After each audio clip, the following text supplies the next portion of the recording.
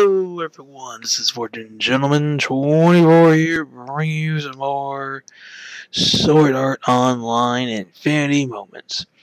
We are now on floor 82 after that excruciating boss fight against the Dark Knight. So, what awaits us on floor 82? Monsters, challenges, puzzles, and tedious quests that make no bloody sense. So, we're back. We're now teamed up with Elizabeth. It's been a while since we teamed up with her. So far. I mean, she doesn't really like me that much, but I mean, this is why most of you probably aren't seeing that many events going on, because some of the characters I party with don't have very high rankings. Now, your first couple of questions that'll probably pop into your head is, what do you do around here? You got multiple places you can go to. Well, let's first start by crossing the bridge. Cross the bridge, and what do we on the other side? An orc. But not just any orc. A mad orc. The orc warrior. Red letters. If it's in red letters, kill it. If it's not red letters, you're not going to get much EXP out of it. See, we got 1,750. So, in this area, we got a bunch of challenges. If I remember correctly, and you know what, I'm just going to go ahead and spoil the boss for you all. This boss on this floor is going to be something that has to revolve around using nature. Nature, as in Mother Earth. And if you don't get the reference to that, we're going to be fighting something big and blocky and usually covered in solid rock. If you get what it is now, you're going to have a hell of a lot of fun, because that thing really doesn't know how to do. Now, I decided to skip ahead in this one part right here to actually focus in on this new monster, sorry, not warrior. The fake door. Fake doors are something new that they're adding into the later on levels. These doors will actually pretend to be doors, but once you defeat them, they become doors.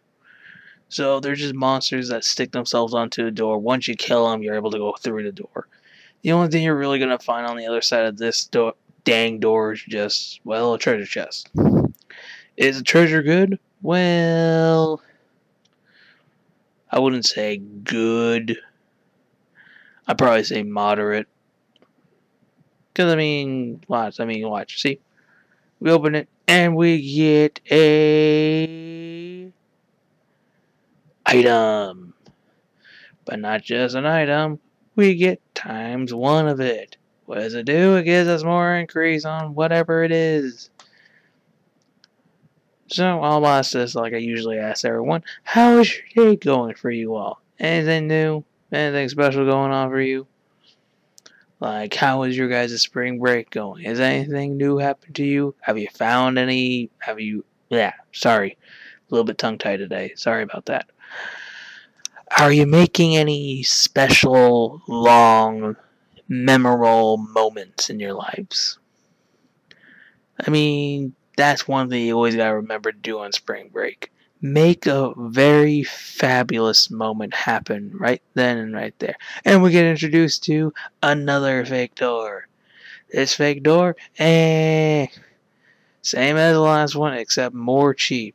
It'll just keep doing that laser beam, but you can easily duck behind the door and just do this 16-hit combo. But what happens behind it? Well, you end up right in front of it, and if you're lucky, maybe Elizabeth, if you have her with her, or your other party member will actually have to kill it. And maybe get a level up before it does another fucking laser beam. And we already know that the laser beams are not fun to deal with. So, about this dungeon. It introduces some jerkish things, like that one jerkish thing you just saw right there. You gotta go the opposite direction of what way I went to and kill a fat slime. Is a fat slime recommended? No, he's not really recommended to go and kill it all. The only thing that'll come out of it is you gain some EXP. That's it. Is the EXP good? Hell yes, the EXP is good.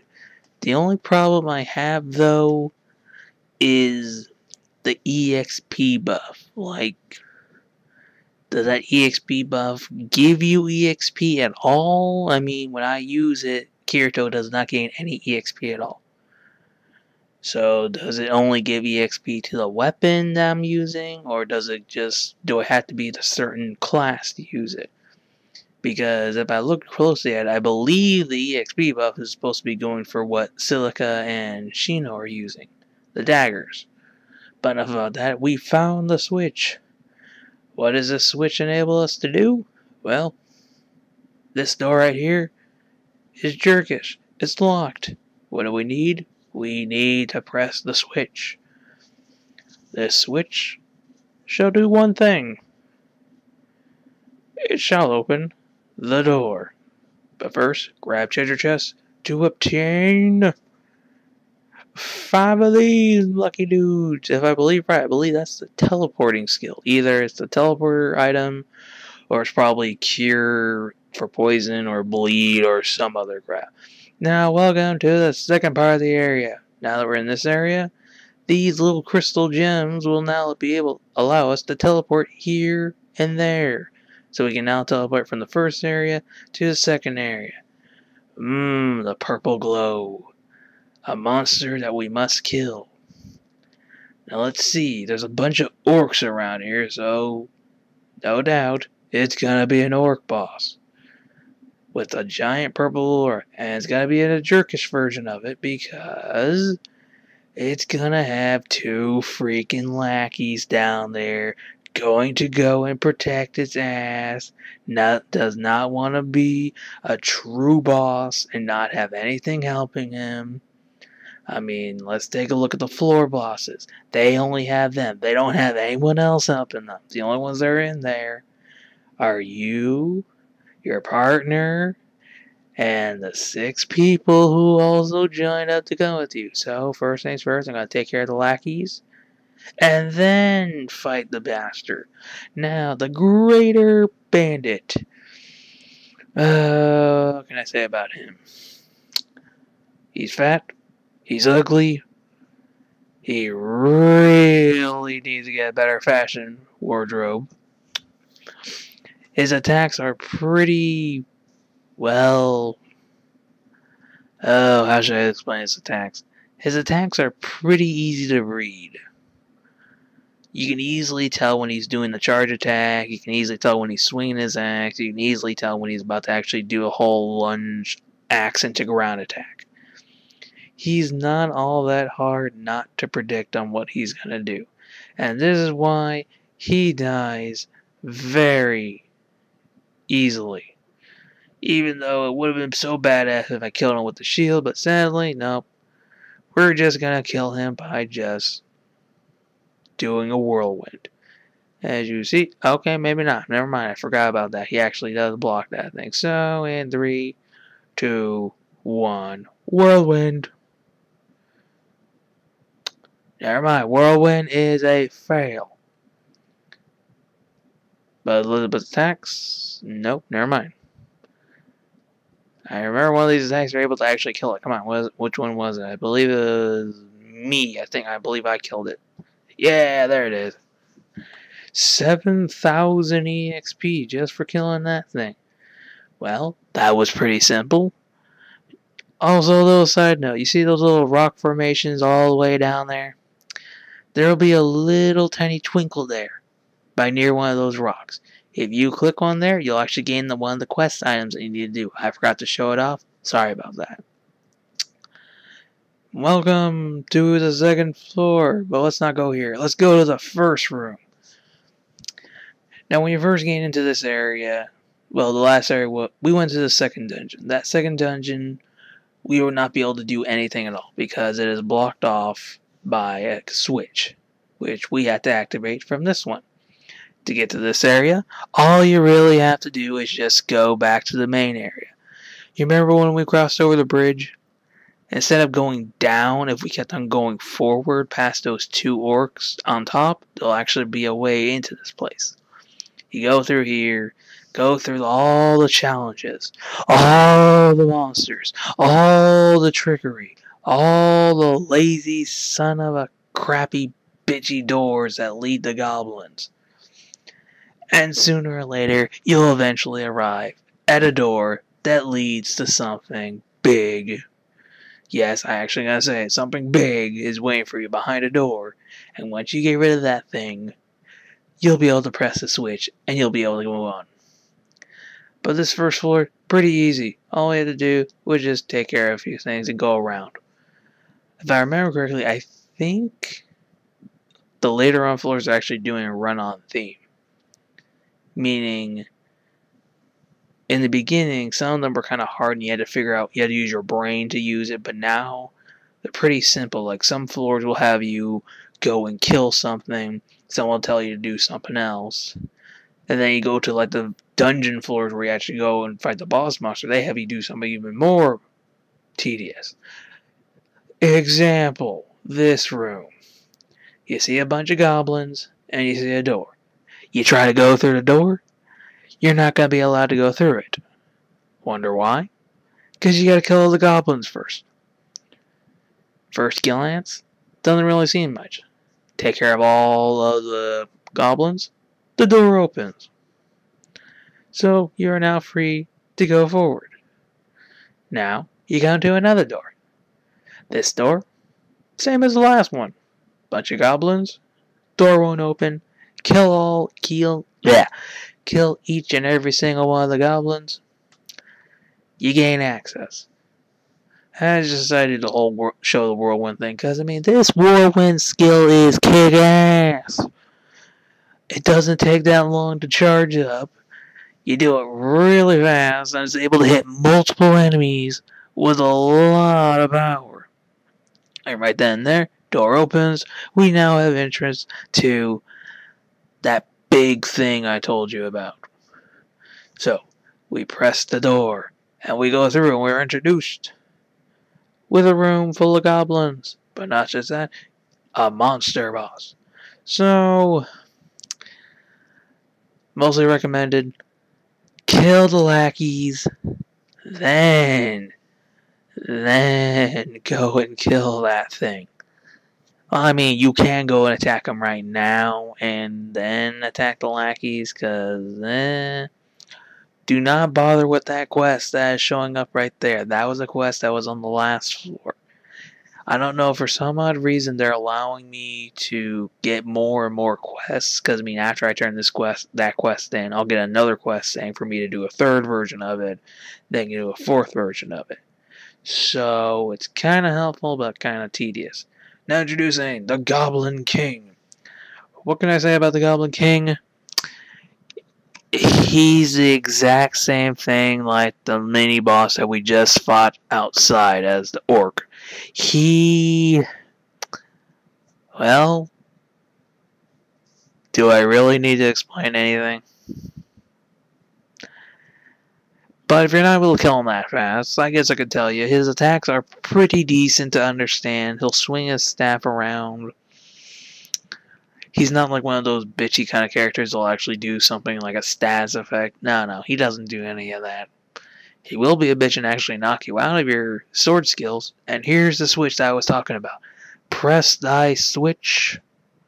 Once thou presses thy switch, thou shalt be blessed with going in to the second area. But instead, I'm going to skip ahead and go to where we have to go. Once you clear all those areas, you're now free to go up to the dungeon floor. Now, the dungeon floor, they do a cheap trick. And I will tell you, this trick, this trick, it is a pain in the ass. Because of what they have you do. You first start off in one corner of the place. And then they want you to go around the whole place thinking, okay, there's probably a way to get there faster.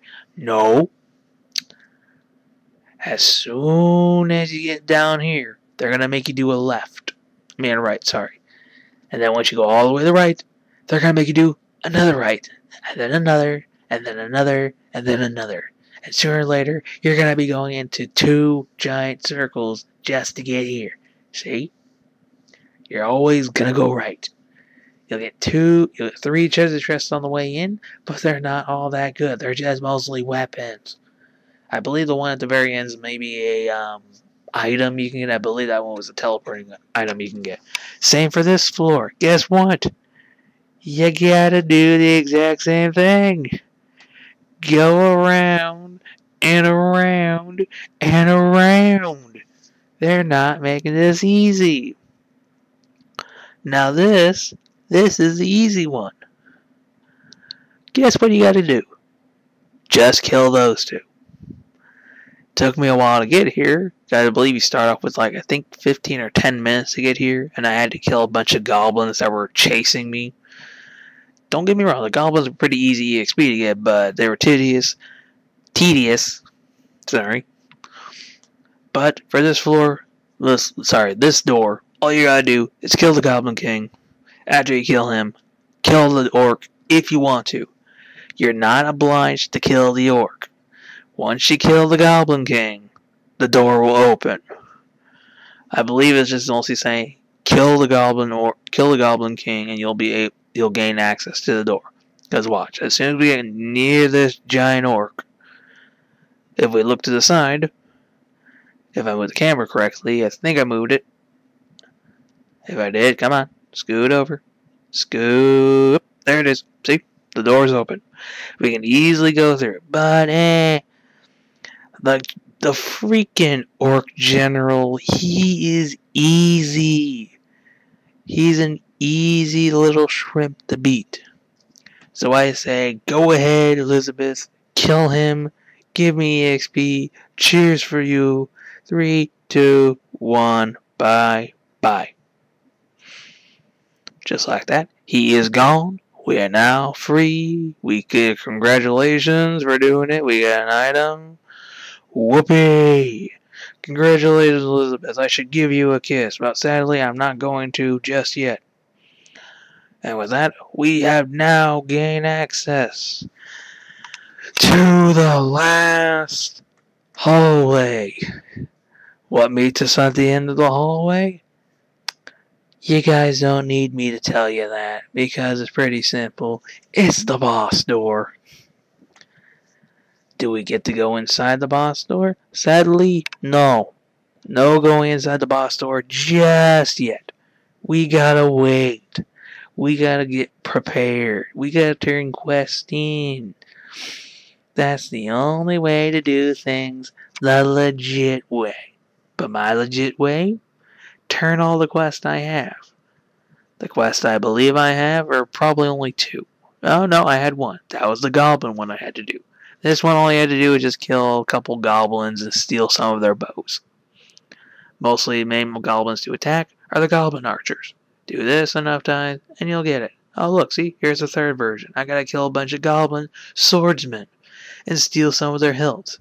Pretty easy. The last one, kill the Goblin King and take his staff. Really, really easy. So, I'll see you next time, everybody, with the boss fight. See you soon.